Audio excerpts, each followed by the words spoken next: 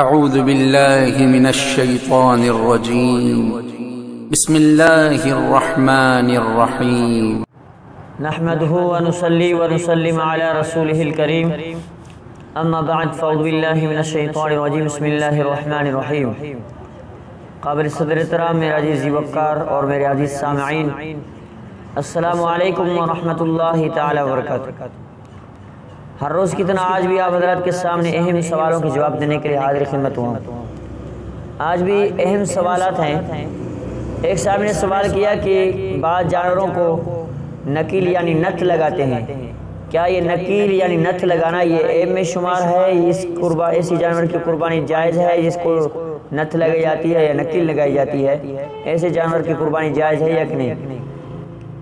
بھائی اس کا جواب یہ ہے کہ بھئی جانور کے جسم میں نکیل لگانا یہ عیب نہیں ہے، کیونکہ عیب زیادہ ہو ثلث سے زیادہ ہو، یعنی ثلث یا ثلث سے کم جو ہے نا قربانی عیب ہے تو اس کی قربانی جائز ہے۔ لیکن یہ نکیل لگانے سے جانور کے ناک میں معمولی سی سوراخ ہوتی ہے، یہ عیب نہیں کہلاتی، ایسے جانور کی قربانی جائز ہے۔ ایسے جانور اگر کسی کو ملتی ہے جس کی نتھ لگی ہوئی ہے یا نکیل لگی ہوئی ہے تو وہ شخص ایسے جانور کی قربانی کر سکتا ہے۔ پھر ایک صاحب نے سوال کیا کہ بعض دفعہ ایک شخص جانور بیچ رہا تھا اور اس جانور میں عیب تھا، وہ جانور جو ہے نا لنگڑا رہا تھا، تو اس سے جو بیچنے والے نے کہا کہ یہ جو جانور میں جو عیب ہے یہ پیدائشی ہے، آپ اس پریشان نہ ہو، یہ پیدائشی عیب ہے، اب نہیں ہوا ہے۔ بھائی اس کا جواب یہ ہے کہ پیدائشی عیب ہو یا بعد میں عیب ہو، اگرچہ عیب زیادہ ہے